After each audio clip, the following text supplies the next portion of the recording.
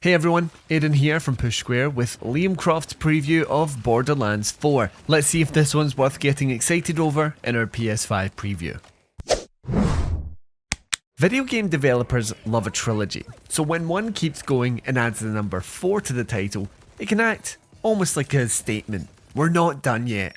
Borderlands, despite the pre-sequel and Tiny Tina's Wonderland, is remembered for those 3 mainline installments. So with the 4th title now just a few months away, its statement is one of refinement. Borderlands 4 is a Borderlands game in every way imaginable, with slightly less looting and just as much shooting.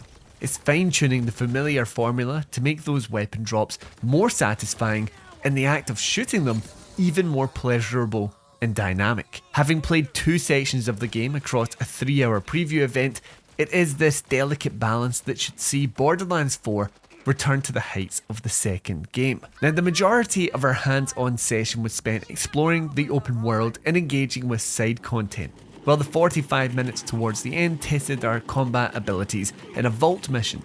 Of the 4 main regions in this title's vast open world, we had access to the first, Fade Fields. We picked up the action a few hours into the story after meeting Claptrap. The single main quest of the preview brought the heat, with waves of enemies to defeat and a base to wrestle free from the control of the Timekeepers, the main antagonist of Borderlands 4. From there, the world map opened up and teased more pursuits, like collectibles and optional activities. Destiny 2 has been a point of comparison for the upcoming effort since its state of play presentation, and while there are indeed some small resemblances, it's just as we opened with. Borderlands 4 is still very much Borderlands. In its tried and tested gameplay at least, this is the kind of game that'll delight current fans and struggle to attract new ones. It's doubling down on what brought the past titles their success, iterating with new traversal abilities and reactive systems. If you loved any one of the past Borderlands games, you'll almost certainly love Borderlands 4. Your movement capabilities have been expanded to accommodate a double jump, climbing, swimming, grappling, and even a glide. More weapon suppliers have been added, and an expanded parts system lets you mix and match attachments between them all. Where those Destiny 2 analogies do hold some merit is with random encounters, where a group of enemies can suddenly ambush you while exploring the open world. These feel similar to the public events from the Bungie franchise, except they don't even have a map marker attached, increasing that element of surprise. 2 new Vault Hunters were available to play during the session, both Vex and Rafa.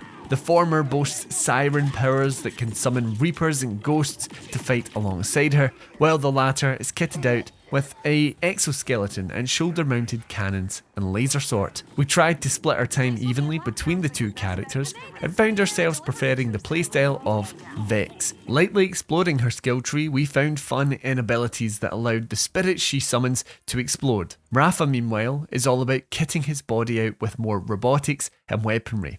All 4 Vault Hunters in the full game will have multiple skill trees to experiment with, each designed to utilise different combat styles. Even though Gearbox Software has worked to expand what it means to be a Borderlands game, it is still designed to come back to those hallmarks of looting and shooting. As a developer has noted, you'll be showered with loot less often, but that's actually a good thing. When an assortment of new weapons do appear at your feet, they mean even more. Each gun becomes a touch more valuable, and you take more time to consider whether they're the right fit for your build or not. If they're not quite what you're after, then their scarcer nature means that you're more likely to store them for later instead of simply selling a bunch at once. Less definitely is more in this case. Shooting those slightly rarer pickups, meanwhile, feels just as good as it always has.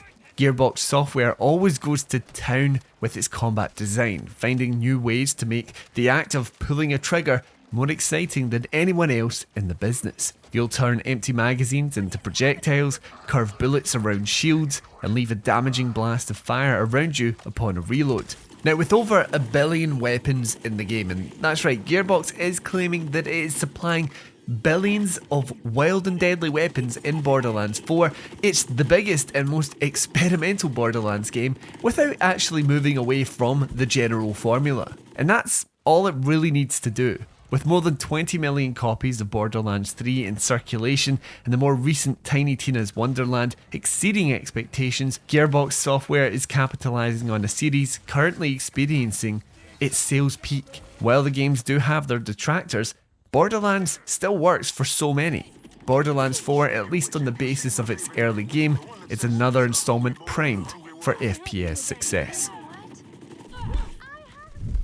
Thank you for checking out our preview of Borderlands 4, which releases on PS5 the 12th of September 2025. Are you looking forward to the next grand looter shooter from Gearbox Software? Let me know down in the comments, and while you're there, remember to like the video and subscribe to the channel for more PlayStation video content just like this. Anyway, until next time, I've been Aaron, and this has been Push Square.